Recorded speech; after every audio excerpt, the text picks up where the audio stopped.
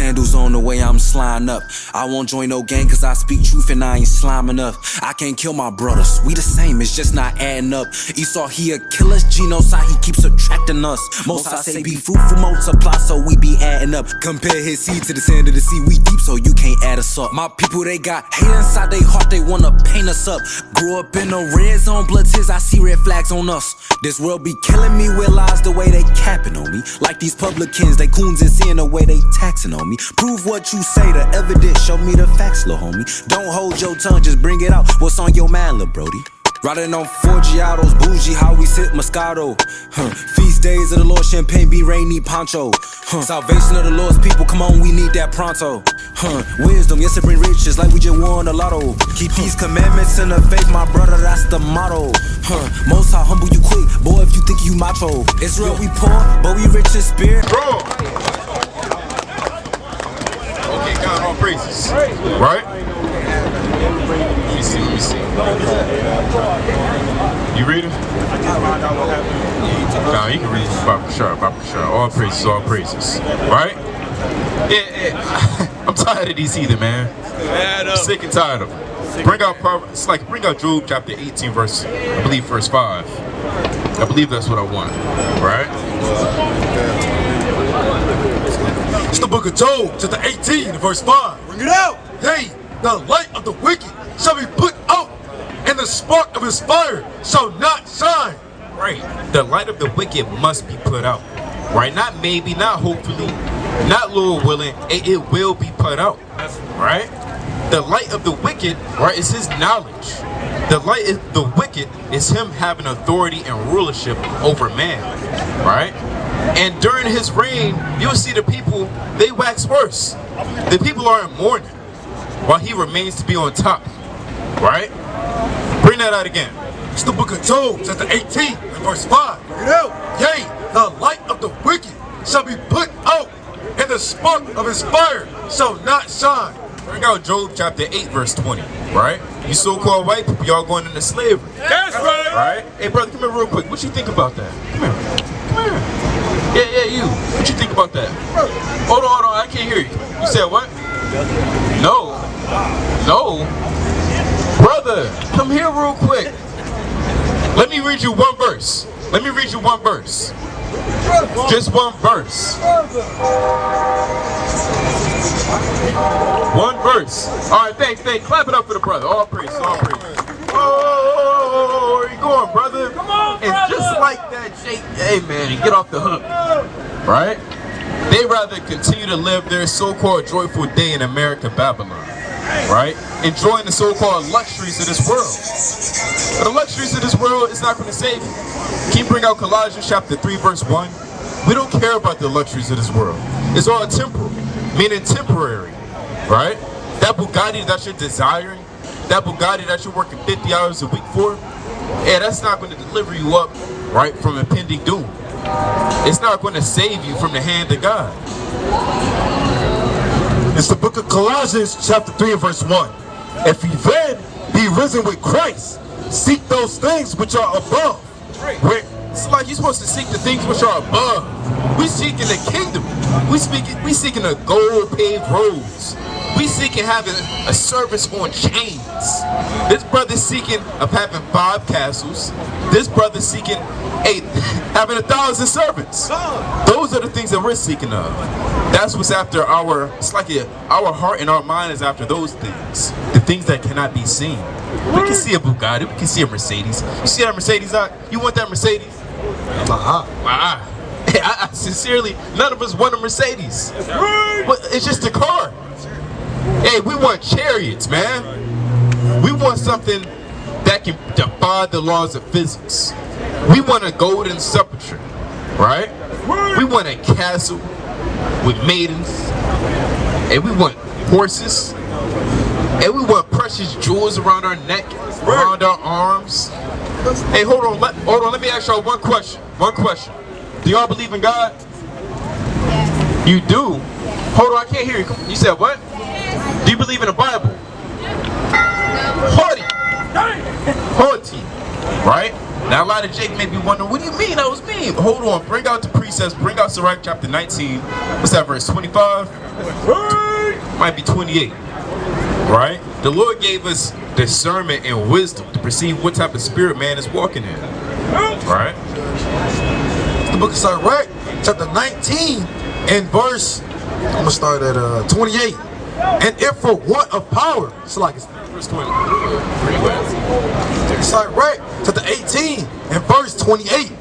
And it reads, every man of understanding knoweth wisdom, and will give praise unto him that found it. I like the first part, right? Every man of understanding will know wisdom, right? And also bring out Sirach 19 and 25. That's what I wanted.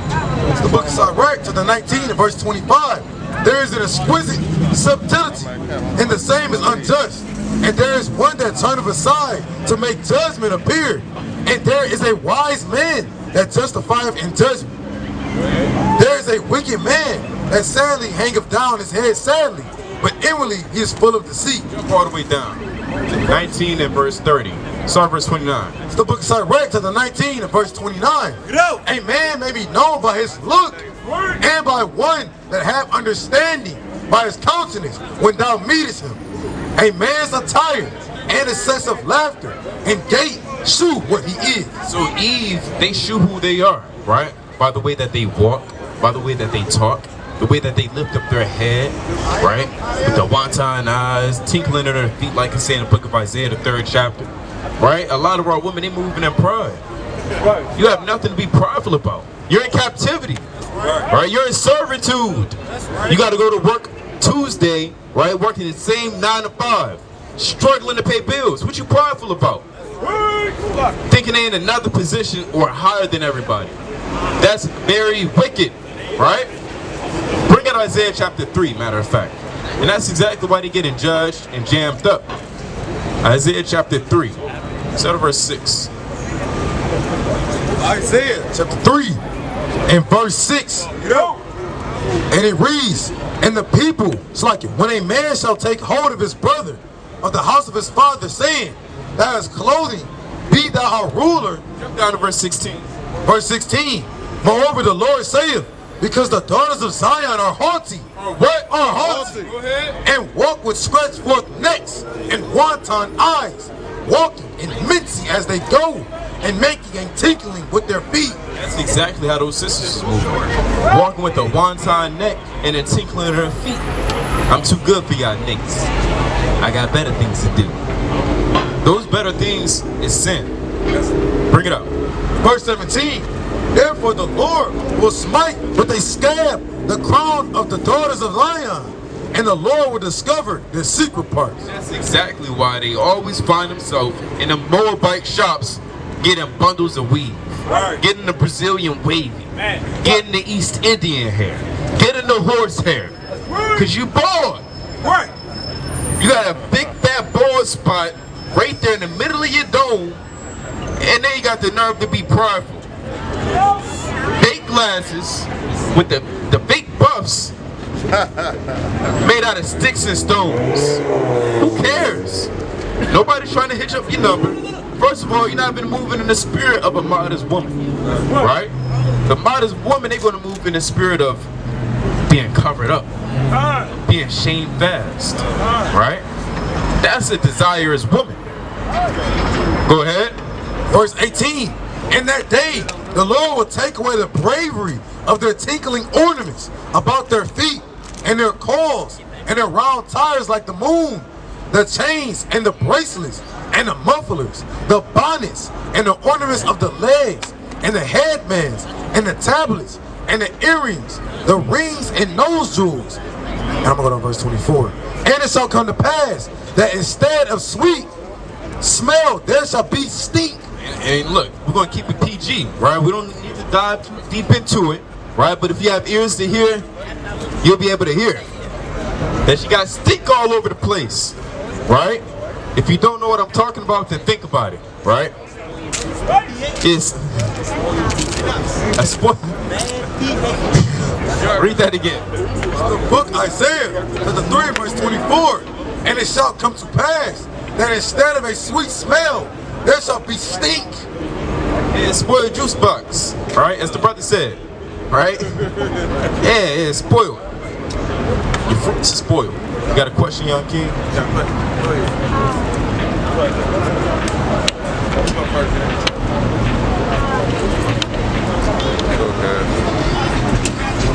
we supposed to go on the zoo on Shabbat? Supposed to go on the zoo on Shabbat? Yeah. For those who didn't hear, the young brother asked, are we supposed to go to the zoo on the Shabbat? Right? Let's get an understanding of what the Shabbat is. Let's go to the book of Exodus chapter 20. You can start a verse, jump down to the point where it touches on the Shabbat. Right? Verse 8. It's the book of Exodus chapter 20 and verse 8. Remember the Sabbath day to keep it holy. Right. Holy, you listen to young king? Holy means to be set apart. Right? You can go to the zoo any day of the week. Right? This is a special occasion. This is a special day. Right? And we're supposed to be kept apart from all the other days of the week. Go ahead. 6 days shalt thou labor and do all thy work, but the seventh day is the Sabbath of the Lord thy God. In it thou shalt not do any work, thou, nor thy son, nor thy servant, thy manservant, nor thy maidservant, nor thy cattle, nor thy stranger that is within thy gates. So in addition to that, you're not supposed to do any work whatsoever.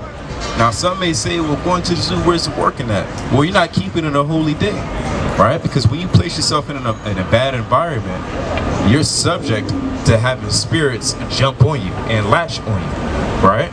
That's what happened to us in the wilderness, right? When we were in the wilderness, we had the other people amongst us, and then we end up falling in lust, right? When you read in Exodus 16th chapter, if I'm not mistaken. Oh, you got it? All praises. The book of Exodus chapter 16 and verse 23. And he said unto them, this is that which the Lord hath said. Tomorrow is the Sabbath, is the rest of the holy Sabbath unto the Lord. Bake that which you will bake today, and seethe that which you will seethe, and that which remaineth over lay up for you to be kept until the morning. Verse 24. And they laid it up till the morning as Moses bade, and it did not stink, neither was there any worm therein. Verse 25. And Moses said, eat that today, for today is a Sabbath unto the Lord. Today ye shall not find it in the field.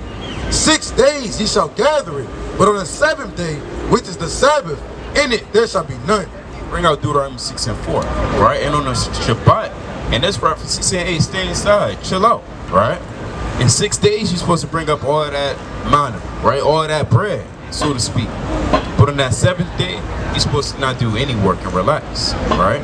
Even something that's picking stuff up constantly, that's work, right? And you also don't want to indulge in your own pleasures as well. Can you bring out 6 and 4?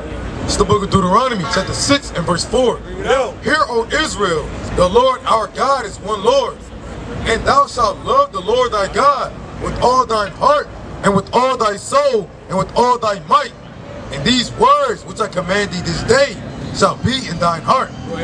And thou shalt teach them diligently unto thy children, and shalt talk of them when thou sittest in thine house, and when thou walkest by the way, and when thou liest down, and when thou risest up. Better than a Shabbat than to teach the lessons, all right? We're busy 6 days a week, right? And the Lord knows that. That's why he said, get all your work done 6 days, and on the Shabbat, rest. So in that Shabbat, you have nothing but rest time. You got nothing but time to read and to study and talk in the scriptures. Does that make sense so far? All right, let's see. Let's bring this out. This is Sirach chapter 38. Done. I'm going to show you another verse. Sirach 38 and verse 24. It's the book of Sirach, chapter 38 and verse 24. The wisdom of a learned man cometh by opportunity of leisure. Listening? Let's read that again. Sirach 38 and verse 24. The wisdom of a learned man cometh by opportunity of leisure. Right, so if you want to gain wisdom, that can only happen if you have free time, right? And the Lord gave us that seventh day, right? That free time to get more wisdom, more knowledge, to get closer to him, to pray to him, right? To read, to study, to watch videos. Go ahead. And he that hath little business shall become wise. So if you have little business on the Shabbat, you're going to become wise. right? So to answer your question, no, you can't go to the zoo on Shabbat, right? Because now you got too much business to do. You're looking at the animals, you're forgetting what the Shabbat is about, right? You may end up buying something because you're hungry there, right?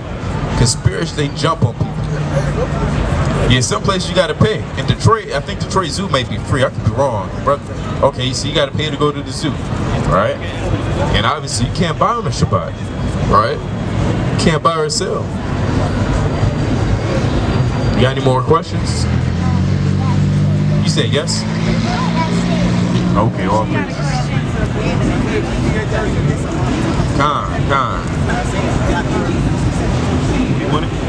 Technically, this is going into fasting, but it still applies, right? It can still apply. What he want? Isaiah 58:13. Same spirit, right? It's the book of Isaiah, chapter 58 and verse 13. If thou turn away thy foot from the Sabbath, from doing thy pleasure on my holy day, and call the Sabbath a delight, the holy of the Lord, honorable, and shall honor him, not doing thine own ways, nor finding thy own pleasures, nor speaking thy own words, then shalt thou delight thyself in the Lord, and I will cause thee to ride upon the high places of the earth, and feed thee with the heritage of Jacob thy father, for the mouth of the Lord has spoken. See that? Right? So even, again, the original context is the Day of Atonement, but you also don't want to, even for the Shabbat, you don't want to just do your own pleasure and your own works. You don't want to hop on a Game Boy all day. You don't want to just, go for a mile run. You don't want to do your own pleasures, right? In that sense. You got 6 days of the week to do that. Somebody had a question?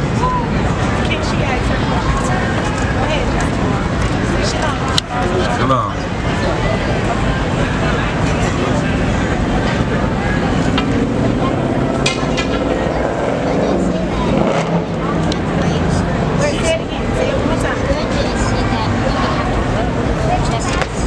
Now let's bring out Deuteronomy 22 and 5, right?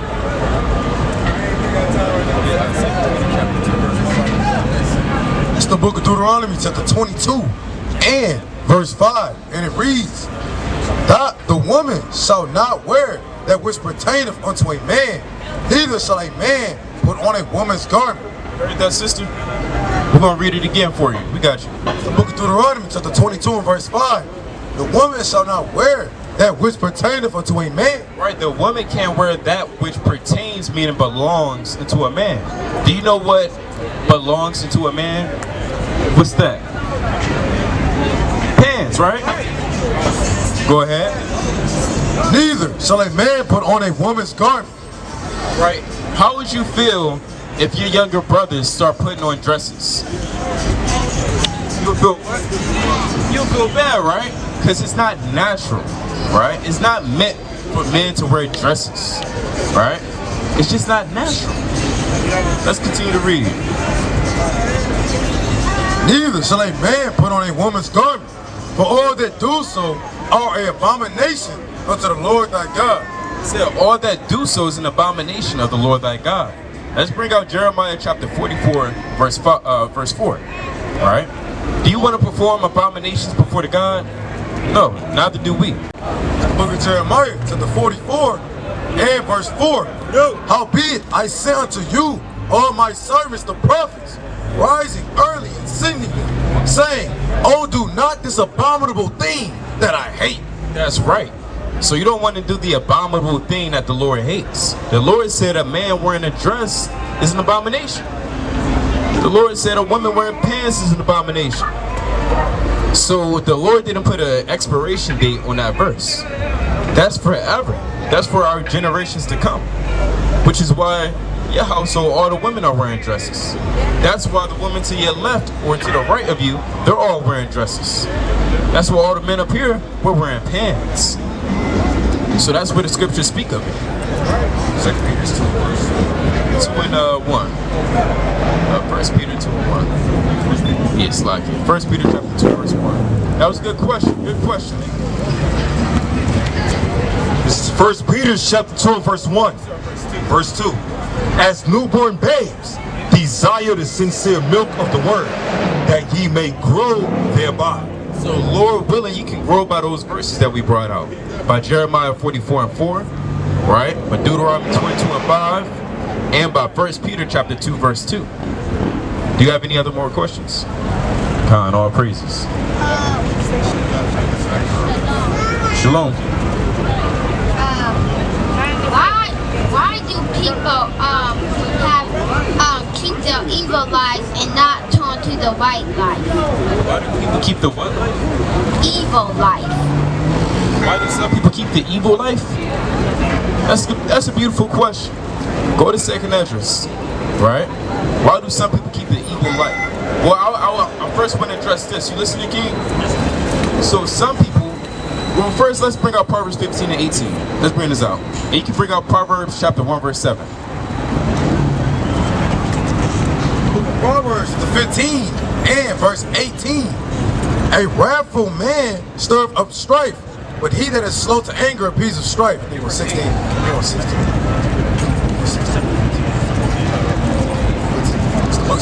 It's like the book of Proverbs, chapter 15 and verse 8. The sacrifice of the wicked is an abomination to the Lord, but the prayer of the upright is his delight. To verse 9. The way of the wicked is an abomination unto the Lord, but he loveth him that follow after righteousness. Go ahead. Verse 10. Verse 10. Correction is grievous unto him that forsaketh the way. Right. So correction is grievous unto him that forsaketh the way. Right? And some people, they don't want to be corrected. Right? It's too heavy for them. It's too grievous to them because they want to continue to live their own life. Right? Some people, I'll give you an example. Some people love to eat pork. Right? Some people love to eat bacon. But we know that's wrong. You know that's wrong? Right, we know that's wrong, but some people, they say, well, I love the taste. I just love the taste so much that I can't stop. If I bring out the commandments and the precepts and they don't want to hear it, that's because it's too grievous for them. It's too inconvenient for them, right? Inconvenient meaning it's not a good moment for them to stop because they can't stop fulfilling their fleshly desire. Let's bring out Matthew chapter 26, verse 39. It's the book of Matthew, chapter 26 and verse 39. Bring it out. And it reads, and he went a little further and fell on his face and prayed, saying, O my Father, if it be possible, let this cup pass from me. Nevertheless, not as I will, but as thou wilt. Verse 40. And he cometh unto the disciples and findeth them asleep, and saith unto Peter, What? Could ye not watch with me 1 hour? Watch and pray, that ye enter not into temptation. Go ahead. The spirit indeed is willing, but the flesh is weak. Right, the spirit indeed is willing, but some people's flesh is so weak, they succumb to their desires.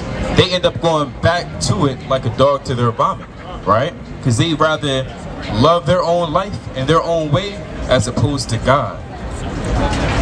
We had another one, Proverbs verse 7.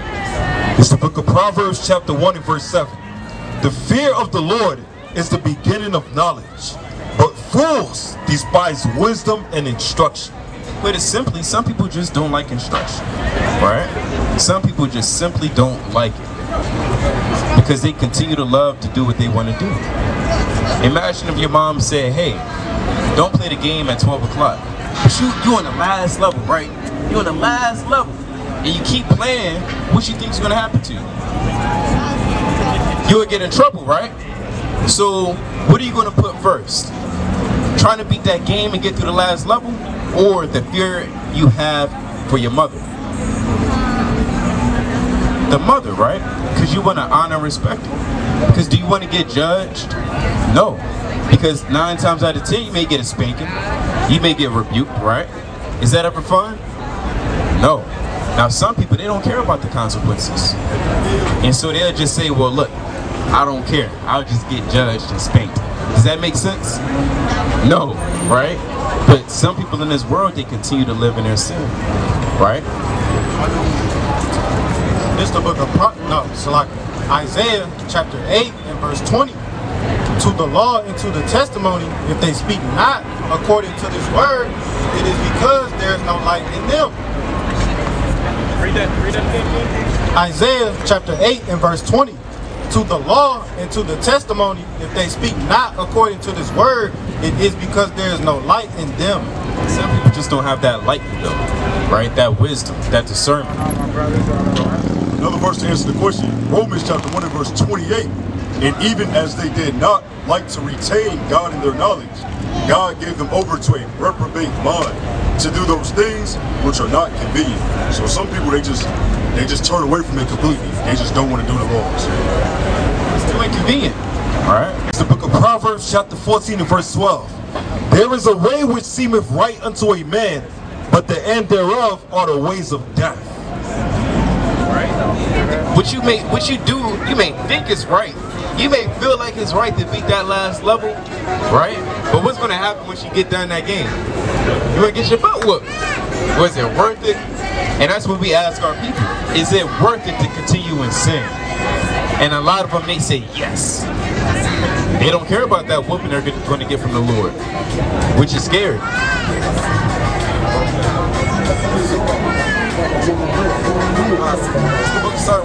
Chapter 3 verse 24. For many are deceived by their own vain opinion, and an evil suspicion has overthrown their judgment. That's right. Some people are just blinded by what they think is right. All right. Now we don't want to overfeed them. We don't want them to throw up. We want to bring out just enough, right? So you can retain something. Does that make sense? Okay. All praise, all praise. Why do people not keep the commandments? Bear with us, King. Why does people not keep the commandments? Why do some people not keep the commandments? You got what I want? Let's see. Yep, 9 and 11. We're going to answer that, King, but I might want you to start let's start at verse 11. It's the book of 2nd Ezra, chapter 9 and verse 11. And they that have loathed my law, while they had yet liberty. So liberty means freedom, right? Not freedom to do whatever you want, but freedom within reason, right? The Lord gives us freedom to repent, right? The Lord gives us freedom to pray, to fast. That's the liberty that we have here today, right? Bring that out. Book of 2nd Ezra, chapter 9 and verse 11. And they that have loathed my law, while they had yet liberty, and when as yet place of repentance was open unto them, understood not, but despised it. Heard that? They understood not, but despised the law. Verse 12. The same must know it after death by pain. And some people just despise the law so much, they don't care what happens, right? That's why they don't want to. Now, the Lord did give us a so-called choice. Bring out Joshua 24 and 15. It's the book of Joshua, chapter 24 and verse 15. And if it seem evil, You listening, brother? and if it seem evil unto you to serve the Lord, choose you this day. So Joshua even gave the people an option to choose you this day. Decide what you're going to do. Even Elijah asked the people, why are you between two opinions? Right? You either going to do it or not do it. Go ahead. Choose ye this day whom you will serve. Well, you got to ask yourself, who are you going to serve? Right? Well, and that's really what we ask our people. Who are you going to serve? Whom will ye serve? Whether the gods which your fathers served that were on the other side of the flood, or the gods of the Amorites, in whom the land ye dwell. But as for me and my house, we will serve Yahweh. As for me and our house, we're going to serve Yahweh by Hashem Yahweh Shai. That's right. Right? Because we love him. And when you love the Lord, you're going to want to do what they say, or do what he says, right? Don't you love your mom? How do you show it? Yeah, that you keep her commands, right? That's you showing that you love her. So you showing that you love God is by keeping his commands. Does that make sense? Okay, we got one more precept for you. This is the book of Sirach, chapter 32 and verse 17. Bring it out. A sinful man will not be reproved, but findeth an excuse according to his will. Right, some people just find an excuse as well. Some people will say, well, I need to eat pork. I need the extra protein. Some people will give us any type of excuse in the book. Well, I need to work Saturday because I got to save up for my car. People make up any excuse just to not keep the commandments of God, right? And the Lord is going to punish them for that. I was teaching a brother yesterday. He said, well, I'm not going to go to the store and buy it. But when I go to the drive-thru at White Castle and I see that $5 bacon burger, he said, I'm going to do it, then I got to do it. See, so that's what you call a man with no discipline. He fell into his lust, right? Are you stronger than your body? Is your mind stronger than your body? Yes, that's right. It should be, right? If my body's stronger than my mind, then I should be punching everybody, punching myself. That's what it means when your body is stronger than your mind. But your mind is supposed to be stronger than your body, to subdue it and to put it under control, right? To put our body under subjection, right? And really put it under subjection, right? To the law of the Lord, right? I had another one, 2 Thessalonians, but before we get that, does that answer your question? Does anybody have any more questions? Come on, Jan. Sorry. Can we use fish heart, liver, and perfume to cast out demons today? Bring out Romans 15:04, right? That's a beautiful question, right? Bring out Sirach chapter 38, verse 2, right? And hold that.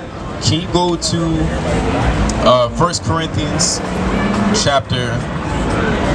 Hold that. Let's get this verse. The book of Romans chapter 15 and verse 4. For whatsoever things were written aforetime were written for our learning, that we, through patience and comfort of the scriptures, might have hope. Right, so when you read certain accounts, it's for our learning and understanding. Does that always mean we'll be able to emulate what our forefathers did and be perfect in it, or to perfect what they did? Right? They was moving in an entirely different spirit. Now, one can try, but I mean, it's the time and the place for everything as well, right? It's what you call a good and holy thought, right? Judas Maccabeus, he had a good and holy thought that he should pray and give a sacrifice to the people who carry idols in their vesture and to their garments, right? Although it was, you know, some may say vain, it was still a good and holy thought, right? If one were to do that, to try to heal someone with goals and with the heart, that is what I would call a good and holy thought, right? Before you get that, what you on the precept? This is Sirach, chapter 38 and verse 2. For of the Most High cometh healing. Right, from the Most High cometh healing at the end of the day. Right, now we understand he gave us different devices, and he gave us nature. He gave us different herbs of the earth to heal us. But at the end of the day, the Most High healeth them, right? When Christ was on the scene, did he heal people using the method that Tobit used? No. And he just healed them. They had faith, they believed, and he was healed, right? So we should more so follow after Yahweh Shai. And even with Paul, right? Let's hold that. Can we go to 1 Corinthians chapter 11, verse 1? Because when Paul did miracles, he didn't use instruments, he didn't use fish, he didn't use nature to heal people. But more so, I mean, it was demonstration of the Spirit by the power of Yahweh Shai. This is 1 Corinthians chapter 11 and verse 1. It's like you can bring out 1 Corinthians 2 and 4. That's what I want. 1 Corinthians chapter 11 and verse 1. Be ye followers of me, even as I also am of Christ. Now I praise you, brethren, that ye remember me in all things, and keep the ordinances as I deliver them to you. That's right. So you can bring out yours, King. 1 Corinthians chapter 2, verse 4. 1 Corinthians chapter 2 and verse 4. Start at verse 2. Verse 2. For I determined not to know anything among you save Jesus Christ, right, and him crucified. And I was with you in weakness and in fear and in much trembling.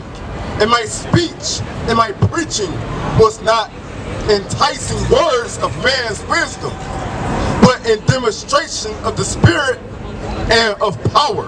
Right, so we don't know anything else but Yahweh Shem Shai. We're not dabbling in medicine. We don't know too much. We can only try. We can only achieve to know so much. But at the end of the day, what we know for certain is Yahweh Shem Shai and what they stood for, right? And how they encouraged our people to have faith, especially when it came to being healed and any manner of sickness, plagues, right? Whether it be lame, whether it be mute, deaf, or dumb. Was you holding one? Was you holding another? I thought I had something else. Yeah, brother got precepts? Good. Okay. Right. So again, to answer your question plainly, one can try that, but I wouldn't recommend